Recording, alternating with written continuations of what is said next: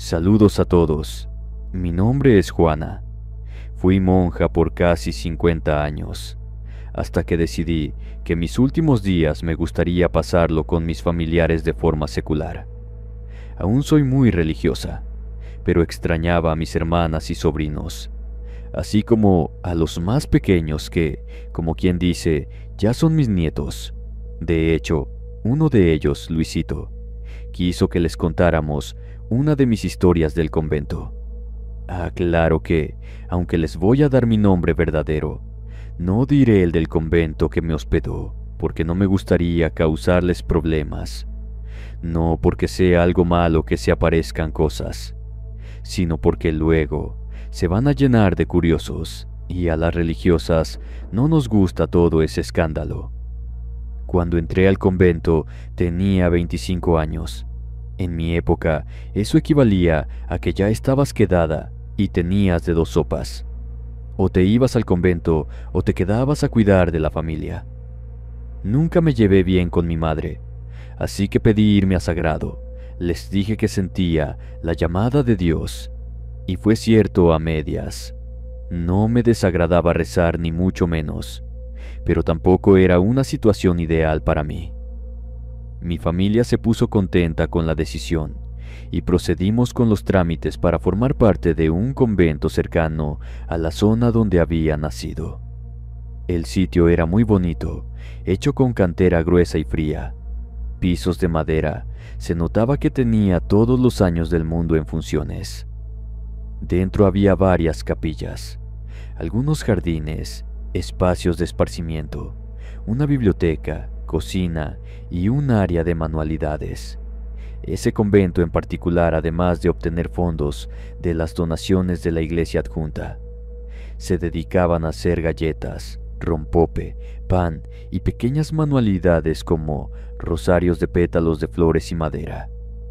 Me gustó el sitio, las hermanas eran muy amables y me llevaron rápidamente a mis aposentos de por vida.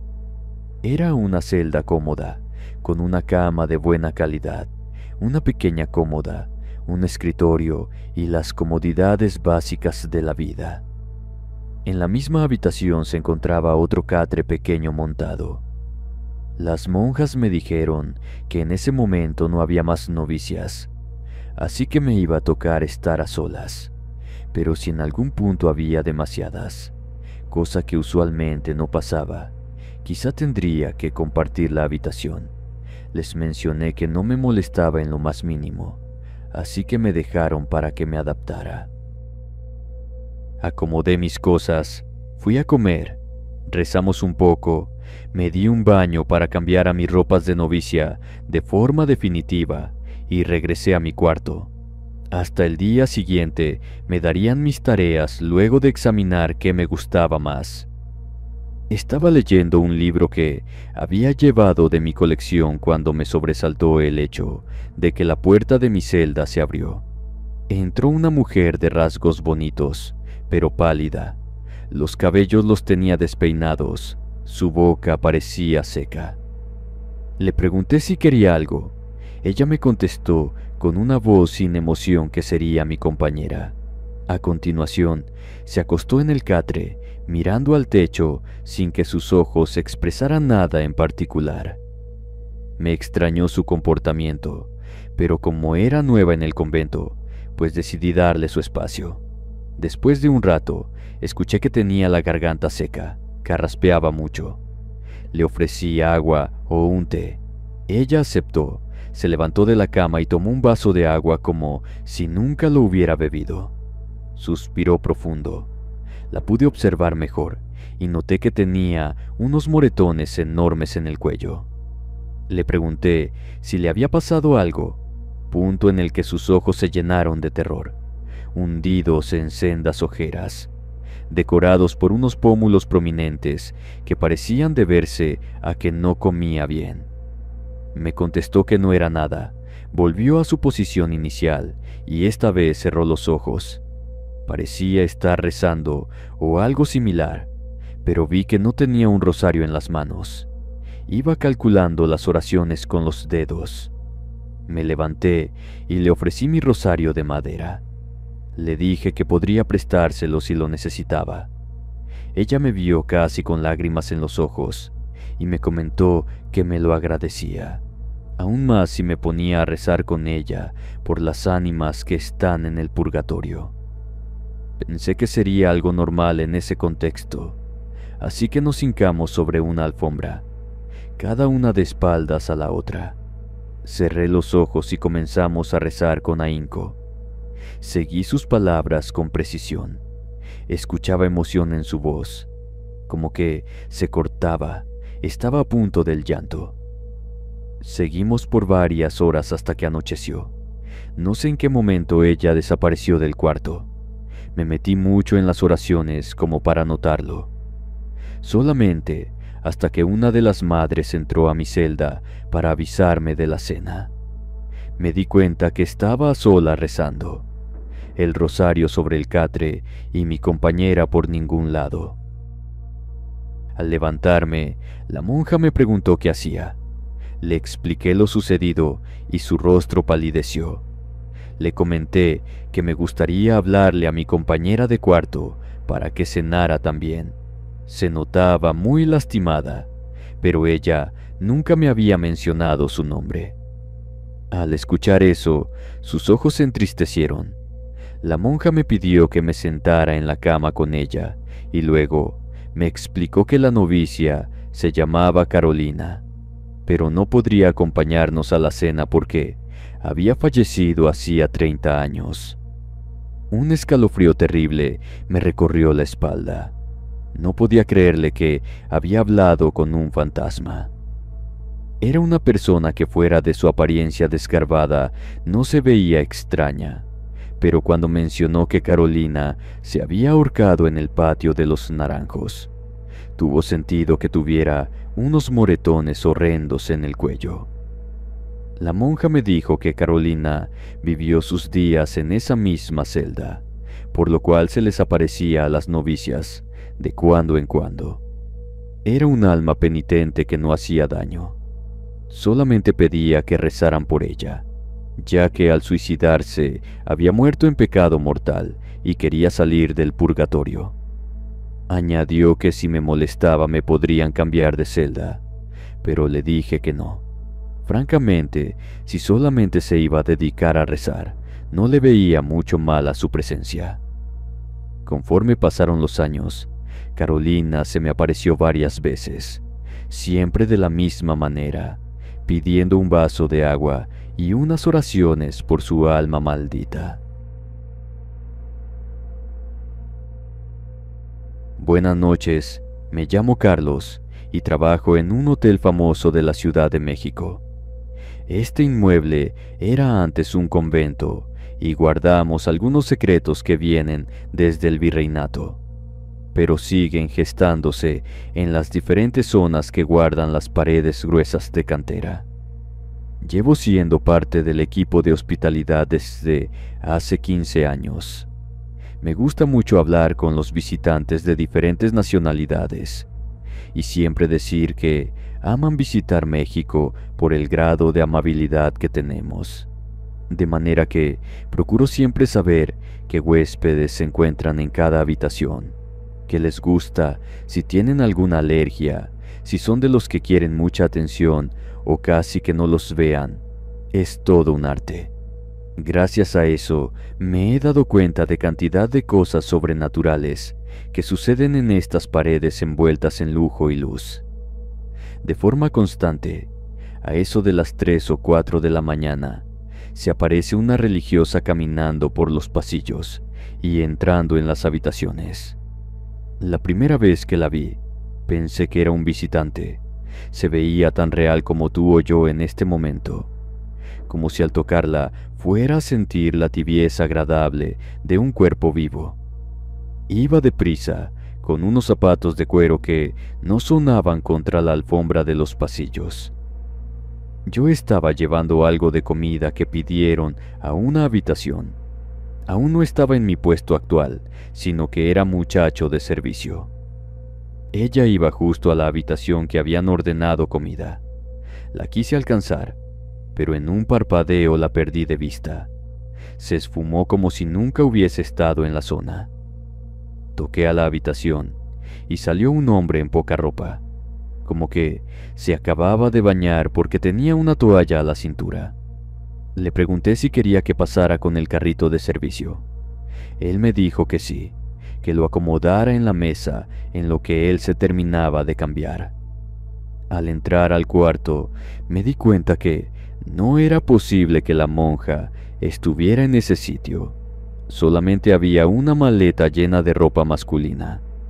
Además de que el caballero solamente había ordenado comida para una persona. Por curiosidad, con la excusa de saber cuántos cubiertos le dejaba, pregunté si él era el único huésped de esa habitación. Me contestó que sí. Estaba dejando todas las cosas cuando vi de reojo a la religiosa de espaldas a una pared. Parecía que tenía apoyado el rostro ahí. Me dio tanto miedo que quise salir corriendo inmediatamente. Le comenté que le dejaba la comida. Trató de darme propina, pero yo ya me había ido volando de ahí. Conforme avanzaba con el carrito por el pasillo, sentí un bajón de temperatura y a continuación a cada intersección de los pasillos que había, podía ver a la monja de espaldas, con el rostro contra una pared. Casi me estaba dando el infarto cuando alcancé el elevador y pensé que con eso mi pesadilla iba a terminar. Pero solamente se multiplicó. En la pared del sitio, que estaba hecho de espejos encontrados, podía ver de reojo a la monja. Ahora sí le noté el rostro, pero lo que terminó de helarme la sangre era que no tenía rasgos faciales. Su cara era un vacío negro, como si a alguien le hubieran arrancado el rostro, dejando un hueco que permitía ver la putrefacción. Los insectos dándose un festín de esa carne podrida. Comencé a respirar fuerte como loco. Estaba sudando frío por todo el cuerpo. Tenía ganas de gritar y correr, pero no había forma de salir de ahí hasta que bajáramos al piso que tenía que ir para entregar el carrito. Traté de cerrar los ojos escuchando como un leve pitido delataba que piso a piso estaba cada vez más cerca de poder salir de ese maldito elevador. Al llegar a mi piso, esperé con impaciencia que se abriera el elevador. Estaba contando los segundos para calmarme, cuando sentí una mano sobre mi hombro. Distinguí unos dedos de uñas largas y rotas que mostraban el desgaste de muchos años en ellas. El aroma de la monja era terrible, tanto que se me había hecho raro no notarlo hasta ese momento. Casi me desmayo de lo fuerte que latía mi corazón. En el instante que la puerta comenzó a abrirse, ya iba en una carrera loca para llegar a ver a más personas. Aventé el carrito a un lado. Los platos de metal que llevaba resonaron contra el piso con furia. Me pararon en seco de un abrazo que me levantó los pies del piso. Parecía un animal furioso. Quería que me dejaran irme. Quería correr contra una pared o lo que fuera para quedar inconsciente y olvidarme de todo lo que estaba pasando. Pero el guardia me tranquilizó por completo. Mis superiores, al verme en ese estado, esperaron a que me recompusiera para lograr explicarles qué había pasado. Una vez que lo hice, el capitán del equipo me dijo que no me espantara tanto. Esa aparición era más o menos recurrente por el hotel. No era agresiva, pero pues solía aparecerse de la forma que le describí, asustando a las personas de servicio. Pero por alguna razón extraña, nunca se le presentaba a los visitantes. Buenas noches, pibes. Me llamo Ramona. Por acá en Montevideo se me aparecieron espectros muy raros, mientras trabajaba como doctora en un hospital. Ahora ya tengo mi consultorio, así que ya no veo nada y lo agradezco. Recuerdo que cuando vi el fantasma de esa monja, fue en una noche lluviosa. Apenas había iniciado con mi servicio después de estudiar. buscaba la zona de ginecología en el nosocomio, de manera que estaba corriendo de un lado a otro buscando la mejor forma de llegar sin que los médicos mayores se dieran cuenta, ya que seguramente me reñirían por no conocer la estructura a tantos días de haberme integrado a los servicios del hospital. Estaba a punto de rendirme para regresar a la base de enfermeras y pedirles que por favor me ayudaran a llegar a la zona del hospital, cuando vi a una monja con un hábito muy antiguo caminando descalza por el jardín. Se me hizo un poco extraño, pero finalmente ellas comúnmente visitaban el sitio para dar consuelo no solo a los ancianos, sino a los enfermos de cualquier pabellón. Ella se acercó a preguntarme si estaba perdida. Le dije que sí. Pregunté si sabía dónde quedaba el área de ginecología. Ella me vio de arriba abajo y me dijo que la siguiera. Lo hice porque no tenía otra opción.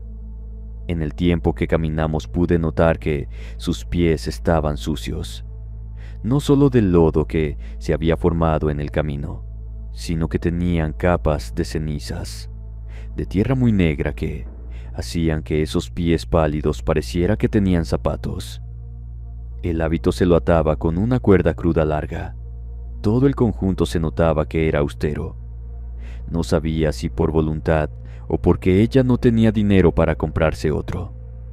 Cuando llegamos al punto, ella me sonrió y se despidió. Le pregunté su nombre para poderle agradecer con propiedad su ayuda. Me dijo que era María, solamente. Le di las gracias y salí corriendo a completar mi ronda sin prestarle mucha atención al evento, hasta que salí de mis prácticas al día siguiente. Estaba terminando de cambiarme y guardando mis cosas, cuando me di cuenta que en una fotografía en blanco y negro, junto a algunas imágenes históricas del hospital, me estaba viendo María, que ahora sabía se apellidaba Bianchi. Estaba parada al lado de otras religiosas, las fundadoras de la zona moderna del hospital, sonriendo de forma severa. Cuando vi la fecha de la fotografía, el alma se me enfrió. Decía que tenía más de 80 años. Eso quería decir que, de una forma u otra, esa mujer ya estaría muerta y bajo tierra desde hacía mucho tiempo. Una de las doctoras de más edad me vio pálida, observando la imagen con los ojos bien abiertos. Ella me comentó que, si se me había aparecido María, cuando asentí, ella me indicó que no me preocupara. María no me haría nada mientras yo fuera diligente con los pacientes y continuara con mi misión de vida como siempre. Asentí ante la revelación, pero no me quedé del todo tranquila luego de que una muerta, un fantasma, me habló y guió sin que yo pensara que siquiera no era real.